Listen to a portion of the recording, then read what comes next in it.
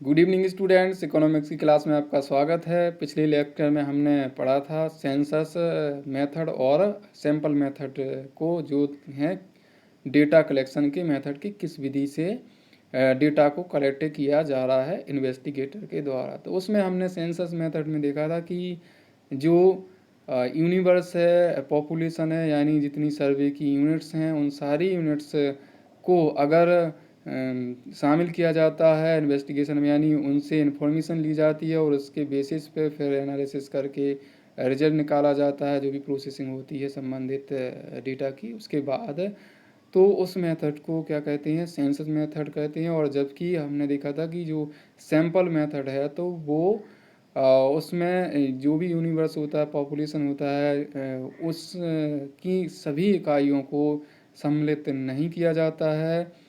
जो भी इंफॉर्मेशन ली जाती है उसमें केवल कुछ रिप्रेजेंटेटिव यूनिट्स को ही सिलेक्ट किया जाता है और उन्हीं से इंफॉर्मेशन कलेक्ट करके उस इंफॉर्मेशन के बेसिस पे प्रोसेस करके एनालिसिस करके और जो रिजल्ट आता है वो रिजल्ट पूरे यूनिवर्स पे, पूरे पॉपुलेशन पे लागू कर दिया जाता है। मैंने आपको बताया है कि यूनिवर्स और पॉपुलेशन का यहाँ स्टैटिस्टिक्स में जो मतलब है वो ये है कि जो आपकी इन्वेस्टिगेशन की जितनी यूनिट्स होती हैं, इकाई होती हैं, वो सभी की सभी इकाइयों को हम यूनिवर्स या पॉपुलेशन बोलते हैं। यहाँ पॉपुलेशन का मतलब जनसंख्या से नहीं है, ये हमेशा आप याद रखेंगे। जैसे एक उदाहरण के माध्यम से समझ सकते हैं कि 1000 बच्चों पे एक सर्वे किया जा रहा है कि उनके एवरेज वेट क्या है, उनका जो औसत भार है वो कितना है। तो ऐसी स्थिति में जो 1000 बच्चे हैं की संख्या है, तो सभी बच्चों की संख्या को यहाँ क्या माना जाएगा, वो पॉपुलेशन या यूनिवर्स माना जाएगा। या इस तरह से अध्ययन किया जा रहा है कि 1000 गायों के बारे में कि 1000 गायें एवरेज रूप से कितना मिल्क देती हैं। तो अगर उन पर इस तरह से स्टडी की जा रही तो 1000 गाय यहाँ क्या है, यूनिवर्स या पॉपुलेशन है। और अगर उस 1000 गाय से सिलेक्ट करके कुछ ही गायों को लिया जाता है जो उस संबंधित 1000 गायों का प्रतिनिधित्व करती हैं, रिप्रेजेंटेशन करती हैं, तो ऐसी स्थिति में वो जो जितनी ली गई गाय हैं, मान लीजिए 100 ली जाती हैं, तो ऐसी स्थिति में वो क्या होंगी, सैंपल का हिस्सा कहलाएंगी। यानी वो सैंपल होती हैं, हिस्सा नहीं, वो टोटल सैंपल होती हैं। जो किसका हिस्सा है, वो हैं आपके यूनिवर्स या पॉपुलेशन का हिस्सा होता है सैंपल। और उसी सैंपल के माध्यम से जो भी निष्कर्ष निकाला जाता है उसकी इंफॉर्मेशन के थ्रू वो किस पे लागू कर दिया जाता है, पूरे यूनिवर्स या पूरी पॉपुलेशन पे लागू कर दिया जाता है। तो हम लोगों ने देखा था कि दोनों ही मेथड्स की अपनी कुछ गुण हैं, यानी मेरिट हैं, और कुछ अपने ही कुछ डीमेरिट हैं, अवगुण हैं। और कोई मेथड किसी जगह उपयुक्त होता है और कोई मेथड किसी अन्य जगह उपयुक्त। जैसे हमने बात की थी कि सेंसस मेथड को हम बहुत बड़े एरिया में लागू अच्छे से नहीं कर सकते। अगर करते हैं तो उसके लिए बहुत से ही ज़्यादा पैसे की ज़रूरत है, मैन पावर की ज़रूरत है, और इसी के साथ साथ समय की ज़रूरत है, जो कि एक इंडिविजुअल को करना संभव नहीं है। ये कोई गवर्नमेंट भी या किसी देश की सरकार ही कर सकती है। और हाँ, हर चीज़ के लिए सेंसस मेथड अपनाना सरकार के लिए भी लगभग खर्चीला कार्य होगा और उसको नुकसानदेह साबित होगा। तो वो भी हर किसी सर्वे की या इन्वेस्टिगेशन के लिए भी इस तरह के मेथड को नहीं अपना सकती। और जबकि ये भी हमने देखा था कि कुछ जगह जो सेंसस मेथड होता है वो उपयुक्त नहीं होता है। जैसे बात की जाए ऐसी चीज़ों की जो नष्ट हो जाती हैं, तो ऐसी स्थिति में सैंपल मेथड को ही अपनाना उपयुक्त होता है, वहाँ आपका सेंसस मेथड उपयुक्त नहीं होता। जैसे हम बात करें जो भी ब्लड टेस्ट की बात करें, तो ऐसी स्थिति में कुछ ही बूंदों से, यानी ब्लड की कुछ ही बूंदों की सैंपल लेके उसके ब्लड ग्रुप के बारे में पता किया जा सकता है, या उसकी बीमारी के बारे में पता करना है ब्लड टेस्ट के माध्यम से, तो कुछ ही रक्त की बूंदों को लिया जाता है, पूरे रक्त को नहीं लिया जा सकता किसी व्यक्ति के। तो यहाँ पर जो सेंसस मेथड होगा वो बिल्कुल ही अनुपयुक्त होगा। जबकि कौन सा मेथड उपयुक्त होगा, सैंपल मेथड। तो आज हम इन दोनों मेथड्स में जो भी अंतर हैं उन अंतरों को, उन डिफरेंस को समझ रहे हैं। और फिर उसके बाद समझेंगे कि एक सैंपल में क्या आवश्यक चीज़ें होनी चाहिए। तो चलते हैं आज की क्लास को हम शुरू करें। ये है आज हमारा टॉपिक दिया हुआ है, स्क्रीन पे आप देख सकते हैं। क्या है? Difference between census method and sampling method. किसके बीच अंतर? जो आपकी संगणना विधि है और निदर्शन विधि है। तो इसमें हम देखते हैं, ये आपका बेसिक है, बेसिस है। बेसिस मतलब किस आधार पे हम अंतर कर रहे हैं। और तो यहाँ पर दिया हुआ है आपका सेंसस मेथड और यहाँ क्या दिया है? Sampling method. तो सबसे पहला जो बेसिस है अंतर का, वो क्या है? Nature of inquiry. यानी नेचर ऑफ इंक्वायरी के आधार पर पहला जो अंतर है वो क्या है कि ईच सेंसस मेथड में each and every units of the population is studies. इसलिए क्या है? एक्सटेंसिव इंक्वायरी है। यानी जो भी पॉपुलेशन है उसकी प्रत्येक इकाई को, यानी ईच एंड एवरी यूनिट्स को क्या किया जाता है? स्टडी की जाती है उनकी। इसलिए ये जो मेथड है वो बहुत ही एक्सटेंसिव इंक्वायरी रखता है, सघन जांच करता है। इसके साथ ही साथ जो आपका सैम्पलिंग मेथड है उसमें इससे अलग प्रकार से इंफॉर्मेशन ली जाती है। किस तरह से? क्योंकि इसमें सभी यूनिट से ना लेकर किससे ली जाती है? कुछ फ्यू यूनिट्स जो होती हैं। यहाँ पर only few units of universe population studies limited inquiry. इसलिए क्या है? लिमिटेड इंक्वायरी होती है इसमें। यानी इसमें कुछ ही यूनिट्स से इंफॉर्मेशन ली जाती है, पूरी यूनिवर्स या पॉपुलेशन से इंफॉर्मेशन नहीं ली जाती, जिसकी वजह से इसमें जो इंक्वायरी की जाती है वो सीमित स्तर पर की जाती है। अगला जो हमारा अंतर का बेसिस है, पॉइंट है, वो क्या है? कॉस्ट। कॉस्ट के मामले में देख लेते हैं कि किस में ज़्यादा कौन एक्सपेंसिव है, किस में ज़्यादा टाइम लगता है, किस में ज़्यादा लेबर लगता है। तो लागत के मामले भी हम देख लेते हैं। तो बात करते हैं हम सेंसस मेथड की। तो this method require large amount of money, labour and time. आपका जो सेंसस मेथड है वो पैसे भी उसमें ज़्यादा लगते हैं और श्रम भी ज़्यादा लगता है, और इसके के साथ साथ समय भी उसको जब लाया जाता है इन्वेस्टिगेशन में उपयोग में लाया जाता है, तो ऐसी स्थिति में ये तीनों ही चीज़ें ज़्यादा लगती हैं। पैसा ज़्यादा खर्च इसलिए होगा क्योंकि बहुत से जो भी यूनिट्स हैं इन्वेस्टिगेशंस की, उनसे इंफॉर्मेशन कलेक्ट करने में ज़्यादा से ज़्यादा खर्च होगा पैसा। और इसके साथ साथ जो भी प्रगणक हैं या इन्वेस्टिगेटर है वो ही हर जगह जाएगा, या जो भी प्रगणक मतलब यहाँ इन्यूमरेटर, उनको नियुक्त करना होगा, उनको प्रशिक्षण देना होगा, उनकी यात्रा भाड़ा देना होगा। इसके साथ साथ उन्हें जो उन्होंने कार्य किया है उसके बदले में भी पारिश्रमिक देना होगा। तो इस प्रकार देखते हैं कि ये मनी के मामले में ज़्यादा है और लेबर के मामले में। इसके साथ साथ आने जाने में और बहुत सी जो यूनिट्स हैं, यानी यूनिवर्स की जितनी भी यूनिट्स, सभी से इन्फॉर्मेशन लेनी है तो समय भी बहुत ज़्यादा लग सकता है इस मेथड में। तो कॉस्ट के मामले में ये कॉस्टली है या एक्सपेंसिव है। इसके बाद आप बात करते हैं सैंपल मेथड की। तो relatively less money, labour and time is required. तो किसके संदर्भ में, किसके सापेक्ष में ये क्या क्या है? कम खर्चीला और इसमें कम श्रम की आवश्यकता पड़ती है, इसी के साथ साथ कम समय लगता है। तो ये आपके सेंसस मेथड की तुलना में के सापेक्ष कम खर्चीला है, कम इसमें पैसा लगता है, कम लेबर लगता है और कम समय में इस अपना कार्य पूरा कर लेता है। यानी इसमें जो भी इंफॉर्मेशन कलेक्ट की जाती है इन्वेस्टिगेशन की वो बहुत ही जल्दी हो जाती है। क्यों हो जाती है? क्योंकि इसमें हम सभी यूनिट्स के पास जो भी इन्वेस्टिगेशन की उनके पास नहीं जाते, किसी कुछ ही के पास जाते हैं जो रिप्रेजेंटेटिव होते हैं, जितनी सिलेक्ट की जाती है इन्वेस्टिगेटर के द्वारा या जो भी सैम्पलिंग के अन्य टेक्निक है उनके द्वारा। अब बात करते हैं हम इन दोनों मेथड की रिलायबिलिटी एंड एक्यूरेसी की। तो कौन ज़्यादा रिलायबल है, कौन किस में ज़्यादा एक्यूरेसी है? तो ये आप बात करते हैं हम सेंसस मेथड की। Results are quite reliable and accurate. किसके रिजल्ट ज़्यादा रिलायबल एंड एक्यूरेट हैं? तो जो आपका सेंसस मेथड है उसकी रिजल्ट क्या हैं?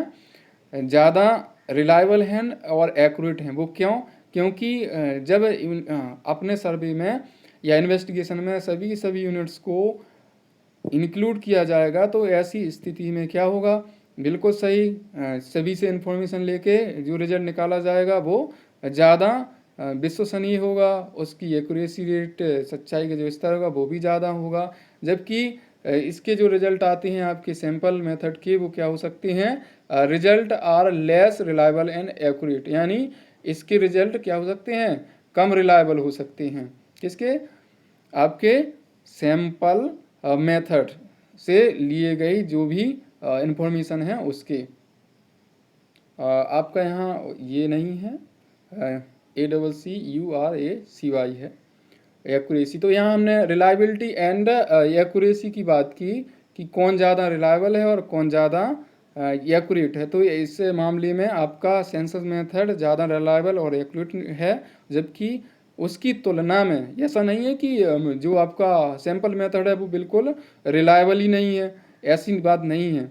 उसकी तुलना में इसके रिजल्ट आ सकते हैं कैसे, लेस रिलायबल एंड एक्यूरेट आ सकते हैं, क्योंकि इसमें ज़रूरी नहीं कि जो भी यूनिट्स लें वो 100% बिल्कुल रिप्रेजेंटेशन करें, क्योंकि जो भी कैलकुलेशन में सैंपल और नॉन सैंपल एरर होते हैं उनकी वजह से गड़बड़ी हो सकती है। खासकर इसमें जो भी सैंपल एरर आएंगे उनसे परेशानी हो सकती है, यानी जो भी डेटा कलेक्ट किया जा रहा है वो 100% उसका रिप्रेजेंटेशन नहीं करेगा जो आपका यूनिवर्स है। तो अब बात करते हैं इसकी इन दोनों मेथड की सूटेबिलिटी कि एक कहाँ पर उपयुक्त होगा और दूसरा कहाँ पर उपयुक्त होगा। तो उनको हम समझते हैं। यहाँ पर दिया हुआ है सूटेबिलिटी, तो दिस मेथड, दिस मतलब यहाँ पर है आपका सेंसस मेथड, बिल्कुल is more suitable if in population is heterogeneous in nature. और आपका जो दूसरा दिया हुआ है this method is more suitable if population या और यूनिवर्स होमोजीनियस इन नेचर। तो यहाँ पर हमें एक शब्द को समझना है। यहाँ पर दिया है हेट्रोजीनियस, तो इसको समझते हैं। हेट्रोजीनियस का मतलब होता है कि जब जो भी इन्वेस्टिगेशन हो रहा है इकाइयों पर, तो वो जो इकाई हैं वो अगर एक दूसरे से काफ़ी भिन्न हैं, उनमें अंतर है, तो ऐसी स्थिति में क्या हो सकता है, बिल्कुल सही, ये जो उनमें जो अंतर है उसी गुण को हम क्या कहेंगे, हेट्रोजीनियस, यानी भिन्नता। और दूसरे में हम देखते हैं एक शब्द दिया हुआ है इसमें, देख सकते हैं आप, होमोजीनियस। अगर जो यूनिट्स हैं, इकाई हैं इन्वेस्टिगेशन की, वो एक सी रंग रूप में देखने को मिल रही हैं, तो इस तरह से हम कहेंगे कि उनमें क्या है, समानता है, सजातीय हैं, और यहाँ क्या है, विजातीय हैं। विजातीय मतलब एक दूसरे से थोड़ा अलग अलग हैं, उसमें ये समानता नहीं हमें देखने को मिल रही है, और ये यानी असमान है वो, जबकि इसमें क्या है, समानता बहुत ज़्यादा है, बिल्कुल एक रंग रूप वगैरह से एक से हैं। जैसे यहाँ मैंने कल आपको पिछले लेक्चर में बताया था कि जैसे मान लीजिए गेहूँ का हम गेहूँ के बोरे से कुछ गेहूँ के दाने निकालते हैं, तो उसमें देखते हैं कि वो बाकी दानों से ही लगभग मैच खाते हैं। लेकिन अगर हम बात करें कुछ ऐसे उदाहरण की, जैसे मान लीजिए यहाँ पर बात कर सकते हैं अलग अलग देशों से आने वाले व्यक्तियों की, तो ऐसी स्थिति में उनकी जो शारीरिक बनावट है, रंग रूप है, उसमें काफ़ी असमानता हमें देखने को मिल सकती है। तो ऐसी स्थिति में जो डेटा होगा वो होगा हेट्रोजीनियस। और अगर हमने जो बोरे गेहूं की बात की है, तो उसमें जो भी आपका यूनिट्स हैं वो क्या होंगी, होमोजीनियस होंगी। और यहाँ की यूनिट्स जो आपने मानव का उदाहरण लिया है कि अलग अलग देश के व्यक्ति हैं, तो उनमें जो आपकी हेट्रोजीनियसता की प्रवृत्ति देखने को मिलेगी।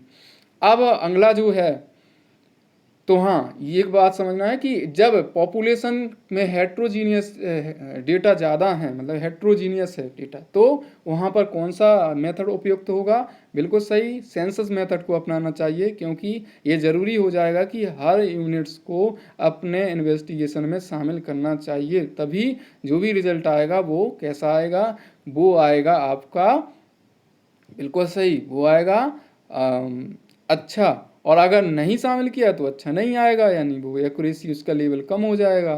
उसको हम रिलायबल नहीं कर सकते उस रिजल्ट को। और अगर बिल्कुल देखने में एक सा है तो कोई बात नहीं, हम कौन सा मेथड यूज कर सकते हैं, सैंपल मेथड यूज कर सकते हैं। अब बात करते हैं अगले पॉइंट की, और वो है नेचर ऑफ एरर, यानी जो गलती होने की प्रवृत्ति है, तो किस टाइप की गलती किस मेथड में हो सकती है उसको हम समझते हैं। तो गलती जनरली जो स्टेटिस्टिक्स में होती हैं वो दो तरह की होती हैं।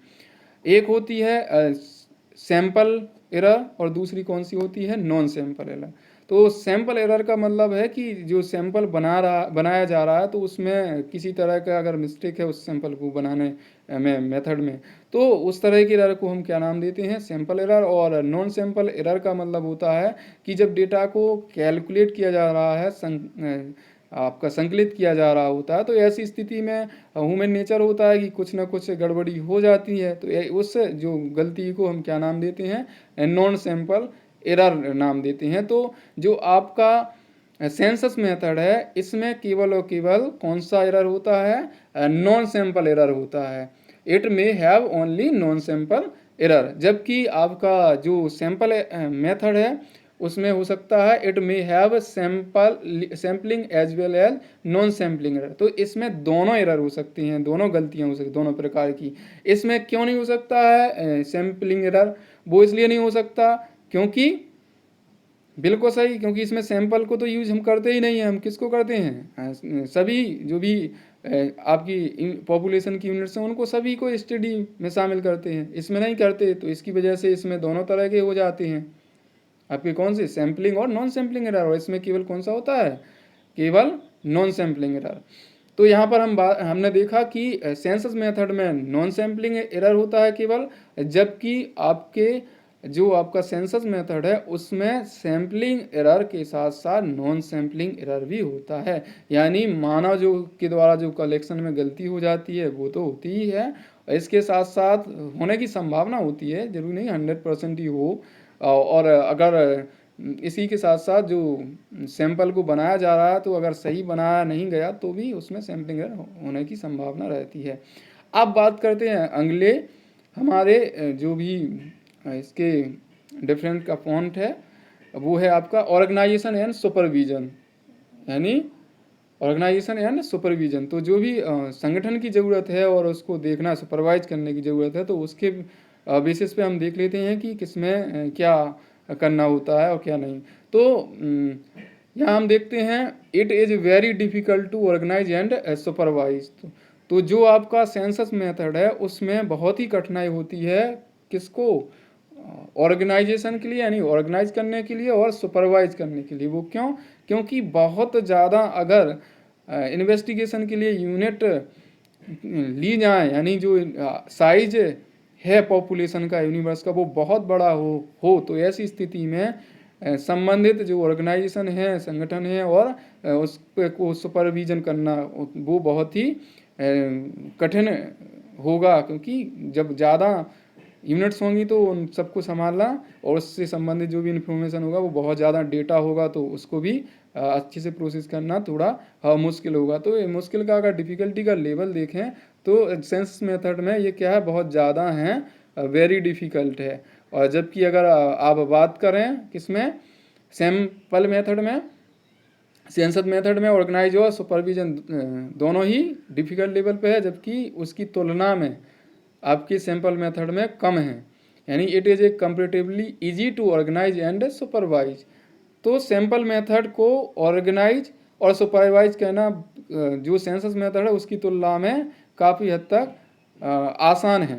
वो क्यों, क्योंकि कम यूनिट्स होती हैं, तो ऐसी स्थिति में कम डेटा होगा, और कम डेटा होगा तो उसको ऑर्गेनाइज करने में और इसके साथ साथ सुपरवाइज करने में बहुत ही आसानी होगी। तो इस प्रकार हमने इसमें कुछ अंतर समझे। तो ये अंतर एक दूसरे से विधि से क्या है, डिफरेंट हैं, यानी अलग अलग अंतर के आधार पर हमने इन दोनों मेथड्स में भिन्नता देखी, जो कि हम लोगों ने कितने पॉइंट लिए थे, अंतर के आधार के 6 पॉइंट लिए थे। हाँ, अब हम पढ़ते हैं एसेंशियल ऑफ ए सैंपल, यानी जो सैंपल होता है उसके आवश्यक तत्व की उसमें क्या क्या चीज़ें होनी चाहिए। तो सबसे पहला जो आवश्यक तत्व है वो क्या है, रिप्रेजेंटेटिव, यानी जो भी सैंपल लिया जा रहा है वो यूनिवर्स का पॉपुलेशन का क्या करे, रिप्रेजेंटेशन करे, प्रतिनिधित्व करे। जो मौलिक गुण आपकी इकाइयों में हैं उसमें जो आपका यूनिवर्स है उसकी वही मौलिक गुण किसकी इकाइयों में होने चाहिए, बिल्कुल सही, सैंपल की इकाइयों में होनी चाहिए। और हर इकाई को समान समानता होनी चाहिए यूनिवर्स की सिलेक्ट होने की। तो ये संभावना ज़्यादा से ज़्यादा रहेगी कि जो भी सैंपल है वो क्या होगा, रिप्रेजेंटेटिव होगा। और अगला जो हमारा आवश्यक तत्व है वो है इंडिपेंडेंट। तो ये एक इकाई दूसरी इकाई से, यूनिट से क्या होनी चाहिए, उसके सिलेक्शन होने की संभावना पूर्ण रूप से स्वतंत्र होनी चाहिए, यानी एक दूसरे पे सिलेक्शन होने की आश्रितता नहीं होनी चाहिए। अगला जो हमारा एसेंशियल है वो है एडिक्वेसी, यानी पर्याप्तता। जो भी सैंपल हो वो इतना साइज का हो कि वो उन गुणों को, उन विशेषताओं को रख सके जो एक यूनिवर्स में होती हैं। तो पर्याप्त होना चाहिए किसका आकार, सैंपल का, जो भी यूनिट्स लिए गए हैं वो पर्याप्त होनी चाहिए सैंपल में, ताकि वो सही प्रतिनिधित्व कर सकें किसका, आपके यूनिवर्स या पॉपुलेशन का। इसके साथ साथ क्या होना चाहिए, अगला जो आपका आवश्यक तथ्य है वो है होमोजेनिटी एंड सिमिलरिटी। तो समरूपता होना चाहिए किसके साथ, बिल्कुल सही, आपके जो भी यूनिवर्स है पॉपुलेशन उसके साथ। इसका मतलब है कि अगर उसी यूनिवर्स या उसी पॉपुलेशन से ऐसे और बहुत से सैंपल लिए जाएं तो हर सैंपल का जो निष्कर्ष हो वो एक सा हो। ऐसा नहीं कि एक सैंपल लिया गया तो उसका कुछ परिणाम आ रहा है और दूसरा सैंपल लिया गया उसी यूनिवर्स से। याद रखना यहाँ पर उसी यूनिवर्स या उन्हीं यूनिट्स की बात की जा रही है जो यूनिवर्स में हैं, उन्हीं से सैंपल लिया जा रहा है। तो अगर उससे दोनों का या उससे जितने भी सैंपल लिए गए हैं सबका रिजल्ट एक सा आ रहा है तो हम कह सकते हैं कि वो आपका सैंपल सही है। अगर सही नहीं आ रहा है, एक दूसरे से बिल्कुल अलग आ रहा है, तो ऐसी स्थिति में वो जो सैंपल लिया गया है वो सही नहीं होगा। तो क्या होना चाहिए, होमोजीनियटी यानी समरूपता और उसमें समानता होनी चाहिए। तो इस प्रकार हम देखते हैं कि ये किसमें आवश्यक तत्व होने चाहिए, एक सैंपल में आवश्यक तत्व होने चाहिए, तभी इस मेथड से जो भी इन्वेस्टिगेशन के परिणाम आएंगे वो सही आएंगे। धन्यवाद।